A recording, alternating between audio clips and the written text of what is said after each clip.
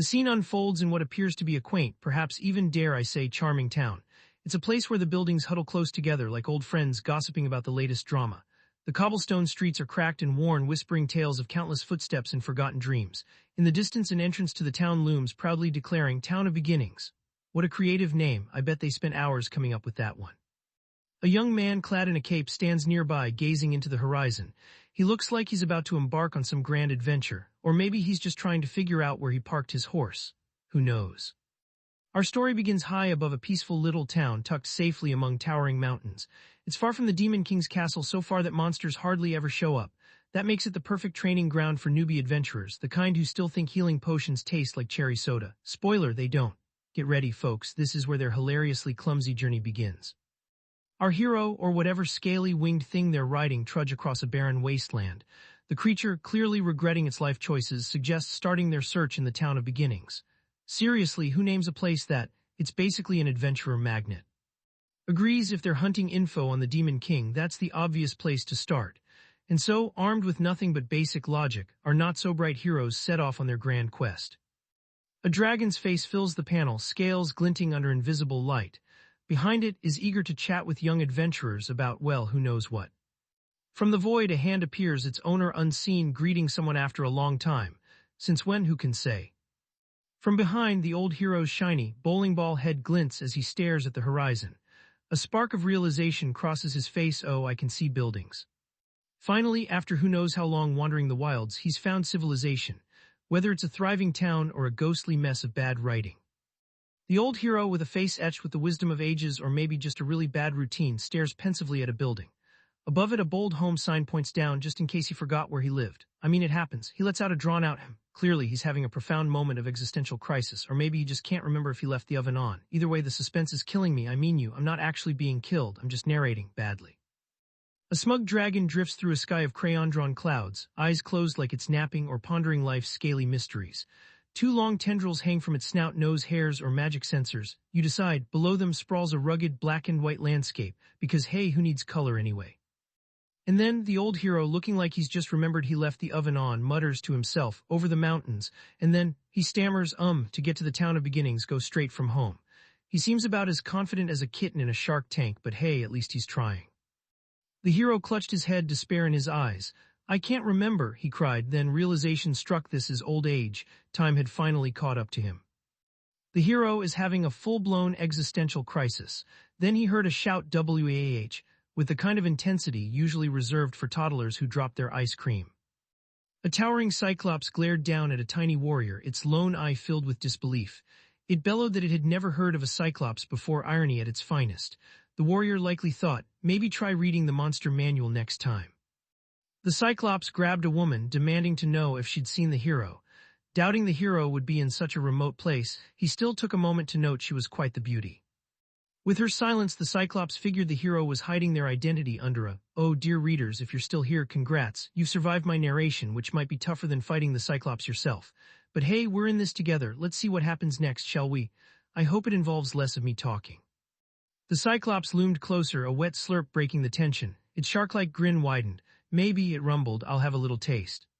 The woman trembled, a tear sliding down her cheek. Someone asked, she whispered, voice fading, oh boy, here we go.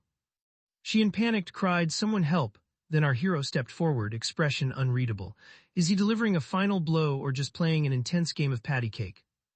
A thud echoes as the woman stands over the dead cyclops, she confused. Life choices, am I right?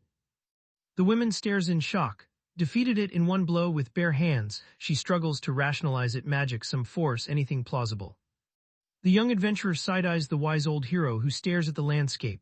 Why in a place like this, its level is high, he mutters. She looks ready to walk, but plot demands they stay. Flustered, she stammers, and not really, I didn't ask you to save me or anything. Classic pride hiding gratitude. She mutters a perfunctory, thanks, with all the sincerity of cold coffee, while the hero gapes at her, this kid. The hero observes, this is what they call, can't say name because don't get paid for this, while of the adventure in a school uniform blurts, it's not like I like you or anything, chaos ensues. The old hero scribbles in his notebook. Meeting people of various personalities, even near death, record-keeping matters, and that's it. Another page down, only 1,000 more to go before we reach the epic conclusion of, whatever this is. The old hero warns a young lady not to wander the forest. She insists she's fine, determined to be an adventurer despite the dangers. She then reveals the biggest plot twist of the century. She is actually a man, not a girl. His eyes widen in horror, like someone just told him the all-you-can-eat buffet isn't really all-you-can-eat. Beside him, the dragon tilts its head, confused. Trap, is that like a comfy spike bed? Because of course dragons are adorably clueless. The young warrior, still shocked, questions if everyone is really surprised he's a dude. Meanwhile, the old hero appears zoned out. Old man, she calls, unsure if he's alive. This is peak literature, folks. Don't forget to smash that like button and subscribe for more of this stuff. Then she in a pickle. The cyclops, which thought has died, looms over him, chest a bloody hand ready to swat him like a fly. Shock paints his face, eyes wide, mouth agape, a helpless escapes. Pure oh crap energy radiates off him. Will he survive? The cyclops grabs our heroine, trapping her in a fleshy prison of doom. Eyes wide, face terrified, she's basically living in a monster hand-shaped pickle. Will she escape or develop a sudden romantic crush? The cyclops holds her hostage, gripping bones like Play-Doh. She screams. The cyclops grins, thinking no one will escape. Classic manga chaos. The gleeful cyclops, wearing a mischievous smile, expressed satisfaction as he remarked that the sound being made was perfect for stress relief. Then out of nowhere we hear a slash of a sword. The girl screams, "Hey, what the?" as the cyclops asking what attacked him. Peak storytelling. Shocked and tense, reacted in disbelief as the monstrous cyclops was dramatically split in half, a turn of events that left him stunned. An armored figure dramatically declares, "It's me." The hero stares, pupils dilated, sweat forming. Suspense is high, identity crisis incoming. As the dust settles from whatever explosion just happened, seriously, do these artists hate context? A warrior woman steps out, spear in hand. She's armored in what can only be described as fashionably impractical metal scraps, because who needs protection when you've got style? Unbothered, the warrior declares, "We meet at last." Ah, yes, the villain's favorite pastime, dramatic introductions before the inevitable beatdown. Torrid, eyes wide with dread, stands behind an older hero, mentor or Ra, who's rocking shades worth more than rent. The mysterious figure said, "The days when you and I fought," which has 80% hidden face, 100% drama. "Don't say that you forgot," they whisper, dripping tension and possible romantic subtext. What does it mean? No clue. But hey, we're one page closer to answers. Maybe. Tori nervously asks, "Do you remember anything?" while warning the old man someone's picking a fight. He looks lost, like he just walked into the wrong anime. His face screams, "Who are you again?" Classic cliffhanger bait. The old hero finally remembers something. "You and I were rivals in the same guild," he says, nostalgia hitting hard. Rivals turned friends because apparently every anime bromance follows a script. The old hero laughs. It's really been a long time. Meanwhile, the masked mystery warrior smirks like he's plotting at least 2 betrayals. "We became good friends," he adds. "Sure, buddy." Totally believable. Cue the meltdown. The mysterious figure explodes. "You don't remember, do you, you bastard?" The old hero mutters, "I screwed up." It's like watching toddlers fight. If toddlers could throw fireballs. The masked warrior growls, "If words can't make you remember, something else will." Because nothing says friendship like threatening violence. The warrior lunges forward. "I'll make you remember by force," she yells. Translation, it's punch a clock. The old hero widens in panic while Tora watches like he's paid for front row tickets. Shrinking Earth Spear. Yeah, that's the actual name. The old hero sweats bullets as a death spear zooms at him faster than deadlines. Is he doomed? Probably. Will we find out? Eventually. The masked fighter blurs in close. Straight to the face. The old man realizes too late. Tora yells, "Old man." And honestly, same. This manga is chaos, but at least it's entertaining chaos. Tora yells, "Do and die." At the old hero. Maybe family, maybe just creative insults. Who knows? Welcome to this manga's quality writing. The mysterious warrior tells the fallen hero to be grateful. She's ending his suffering. Humans, she muses, can never win against old age.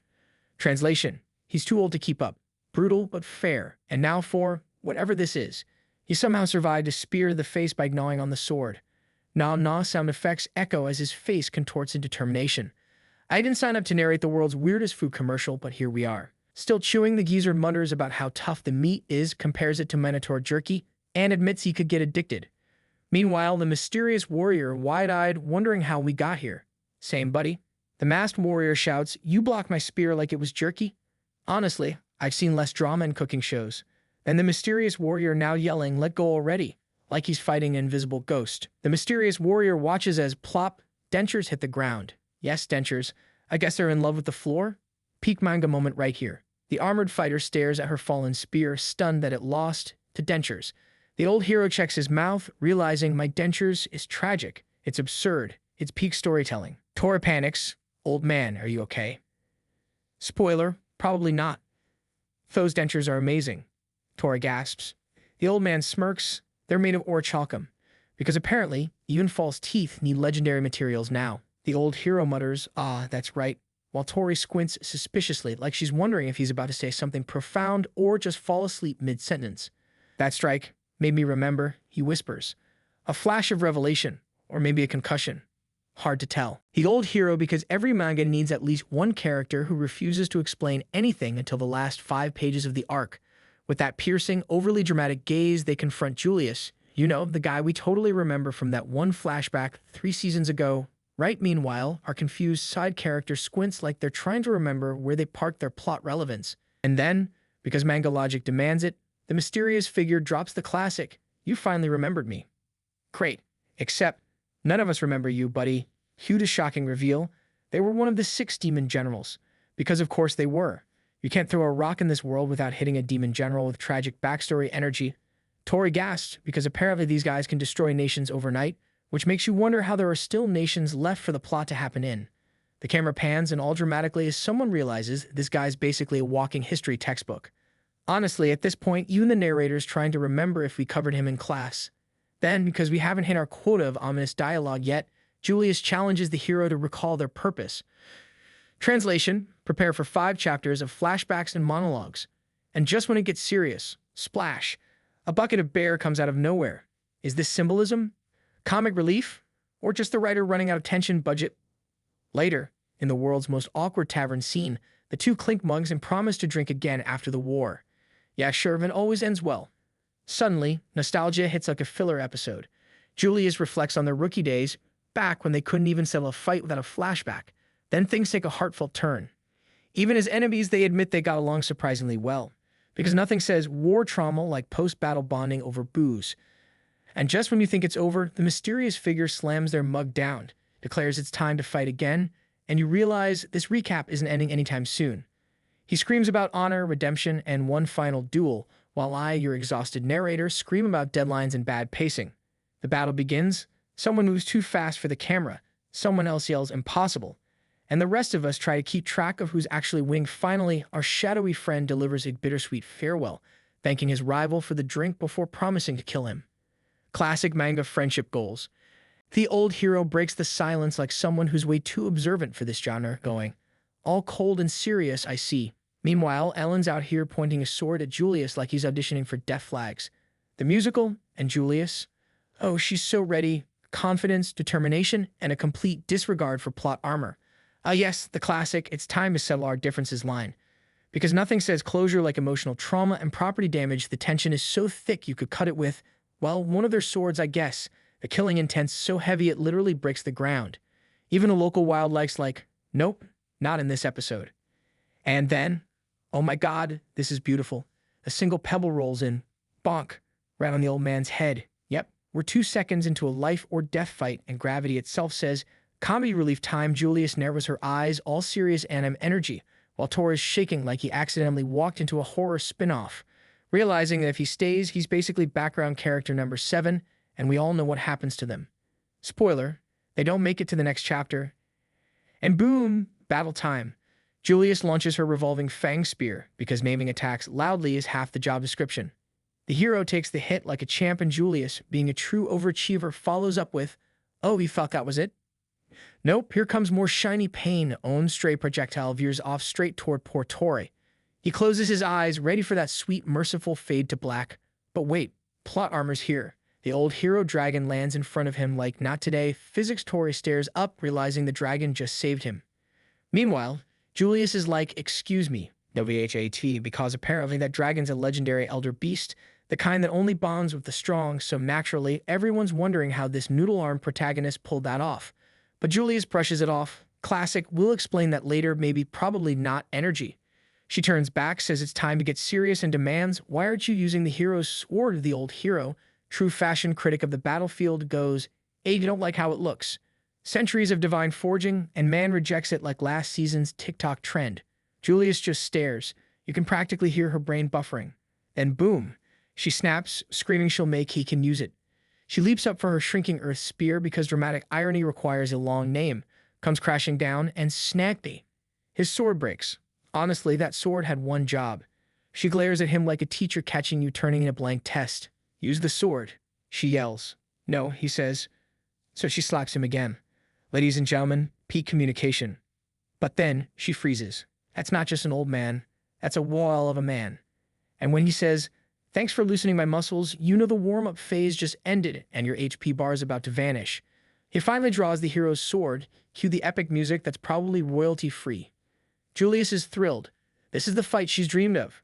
Her spear glows with power, her determination shines, and then Aslan, because now is a great time to say his name 3 chapters and moves faster than the animation budget can handle. Slice. Arm gone, Julius, refusing to die like a sensible person, bites her spear and screams, it's not over, I mean she's holding her weapon with her teeth. That's commitment or insanity. Both probably. Aslan commends her strength as her weapon breaks between them. Wow, you might think, what a beautiful moment. Then the next frame is pure trauma, a flash, a slice, and a close-up that'll haunt your dreams. Then it shows her lifeless body on the ground. Yes, she actually died. This is not some showing about friendship and saving everyone. There are actual stakes. You heard that right, folks. No magical resurrections, no believe in the heart of the swordsman moment. She's gone. Tori's like, dude, was that really necessary? Moments ago they were laughing and now he's reenacting emotional devastation 101. But surprise, Aslan goes, she's still alive. Cue Tori confused noises. Forget what I said a moment ago about her dying. They turn and oh no, there's a slime sitting there. The slime talks. But Julius's voice. Yep, she's melted. And this recap just melted with her. How the mighty have squished. Ah, my favorite kind of twist. The kind that's both horrifying and confusing. Yes, indeed. At least it's not another reincarnation. Wait.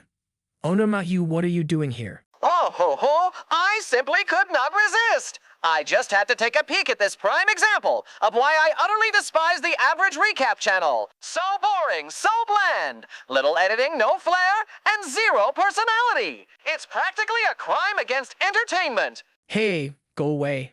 Your flair hurts my channel metrics. Ah, well, good luck to you then, my dreary little storyteller. You'll need it. Ah ha ha ha ha ha ha. Yep, that's a laster for you. Me and him go way back. Anyway, let's just pretend that didn't happen. Clear his throat. Now then, where were we? So Julius the slime is out here monologuing about her tragic gelatinous fate, while poor Tor is just trying to process the fact that his friend basically melted. Wait, he stammers, isn't Julius right over there? And the answer is you. Nope. She's melting faster than this recap's credibility. Truly, nothing says emotional depth like watching your mentor turn into lunch. Then, with the enthusiasm of someone who's accepted bad writing as destiny. But hey, plot twist, she's a slime now. You know, for reasons that probably made sense in the author's notes. And then, just as things start to get weirdly heartful, enter stage left, a man with a chicken's head. Tori screams, a flying chicken. And the man, deeply offended, squawks, I'm of PHUENX, before sneezing like a discount rooster. Ah yes, truly the majestic, immortal embodiment of fire, now available in Far Merit Edition. Even Julius pauses her existential goo crisis to stare like, this is my competition. The newcomer puffs his feathers dramatically, declaring, I am Cockatrice the Phoenix, one of the 6 demon generals. Oh good, another boss fight. Because this show's difficulty curve is allergic to chill. He proudly declares his goal to kill the hero. Buddy, get in line. Half the cast tried that already, but Gramps is starting to cough like a Windows XP fan, muttering, maybe I shouldn't have tanked all those hits earlier just for the warm-up gag. Our hero, ladies and gentlemen, a man who literally injured himself for comedic pacing. Cockatrice starts chanting some ominous nonsense in surprise. The ground splits open because nothing says we ran out of set locations like summoning a new monster mid-conversation. From the depths emerges a bone dragon powered by lost souls and bad CGI. The gang's like, oh great, and there one. Julius, still a slime mind you, pulls herself together like a stressed pudding cup and yells, let's go. Tori, meanwhile, wonders out loud, why are demon generals fighting each other? Because internal drama boosts engagement metrics, obviously. Julius tries to sound noble. My loyalty's always been to the demon king. Cockatrice smirks. Then why protect a human? Look guys, we're 21 minutes in. We need someone to explain the plot. They explains that demon society needs a new leader. Cockatrice is shocked. Probably because he didn't expect actual dialogue in a recap this bad. He even admits, that's insightful. Yes, nothing like political commentary delivered by a sentient omelet. Things go downhill fast. The bone beast attacks. The group's pinned. Tora's eyes blaze like every protagonist who's just remembered they're on the thumbnail. They shout, "Come at me." The anime equivalent of signing your own death certificate. Then right on cue, the demon general appears out of nowhere and stabs Tora, and just like that, she dies right there, while Aslan and Julius watch in shock and horror. Well, that escalated faster than Alastor's ego. Cockatrice sneers, declaring Tora's finished. But wait, Tora's corpse starts glowing. Oh no. It's demon mode time, wings sprout, horns unfurl. Apparently we're doing that trope now. Flames and void magic devour the birdman faster than this channel's watch retention rate. Cockatrice disintegrates, mumbling, "Wait, what even is that spell?" It's called the plot twist no jutsu, buddy. Tori reverts to normal, confused, memory gone. Classic. Tora apologizes, sobbing like every Shuman protagonist post-meltdown. Aslan pats him on the head and goes, "Become my disciple." Tora's like, "No, I'll just hold everyone back." And that, dear viewers, is how every mentor recruitment scene starts. Aslan insists, smiling warmly, saying everyone starts inexperienced. Cue the swelling music and the faint sound of the editor realizing this emotional beat's happening in a recap that's openly roasting itself. Julius teases him for having ulterior motives, because apparently slime jealousy is canon now. Aslan denies it, says he just saw a light. Yeah, buddy, that's called the protagonist aura. It's contagious. The crew strolls into a bustling town, merchants shouting, adventurers flexing, someone in the back probably selling off-brand potions. Ah yes, the town of beginnings, where dreams start, wallets die, and exposition thrives. Tori's eyes practically sparkle. Whoa, 2 giant statues of armored heroes. Yep, every fantasy world's gotta have them. It's a law. Right after you must wear impractical armor. Tori gushes, "That's Hero Ranvold." And that's young Gramps, squinting, goes, "Breakfast time already?" The poor dragon sighs, probably wishing it bonded with someone who could remember lunch. Tori gives Gramps magic glasses so he can see the statue. It beams like he just discovered 4K vision. It's touching, really. A hero facing his greatest foe, age. But then the conversation takes a turn. Tori casually brings up diapers. Julius freezes. "Wait, diapers?" Tori nods, completely unfazed. "Well, old age, you know. Wow. From heroics to hygiene products. What a fall from grace." Gramps, unbothered, just looks up at his own statue like, "Man, I was hot back then." Julius clenches her slimy fists, muttering, "He's forgotten me entirely, hasn't he?" As Tora tries to calm Julius down before she dissolves out of rage, Gramps suddenly recalls something important. His vacation home. Tori gasps, "Wait, you have a vacation home?" "Oh boy, here we go. Step 1, remember you have one. Step 2, forget where it is." They ask random townsfolk for directions, because apparently GPS magic doesn't exist here. One local monster tamer helps them, talking about peace between humans and monsters. Wow. Deep stuff for a recap that started with a chicken sneeze. But then, plot twist. The tamer warns them of danger ahead. A dungeon's appeared near town. Julius sighs. Of course it did. Because heaven forbid we have one wholesome moment without a death trap spawning. Then, drumroll, the Royal Knights march in rows of identical soldiers, fresh from the copy and paste animation layer, led by Commander Lumiere. She's got silver hair, dead eyes, and an ego so sharp it's probably registered as a weapon. Ah, here comes Miss Pure World, murdered everyone. She's parading through the street with spikes topped by demon heads. Tora's horrified. Julius is disgusted. Lumiere smiles to the crowd, shouting, "Together we'll make the world safe and pure." "Sure, lady, and I'm the Manga Industries Union rep then."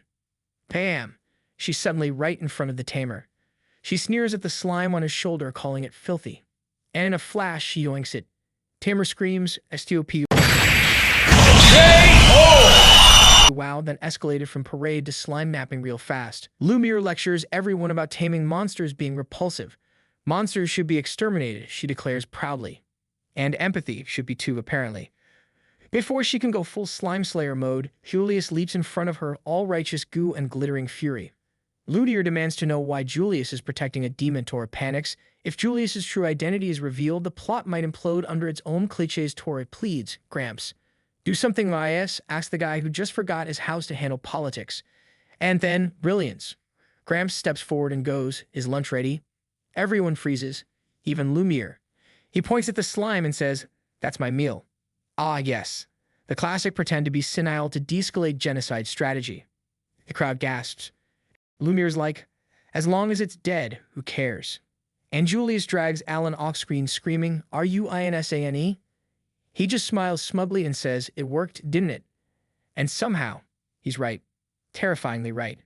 As they leave, the tamer thanks them, completely unaware they just survived through Grand Improv Theater. The group moves on to find the vacation home, which, plot twist, turns out to be sitting on top of a dungeon. The camera pans to chaos below. Soldiers yelling, monsters roaring, Lumiere slicing her way through the mess.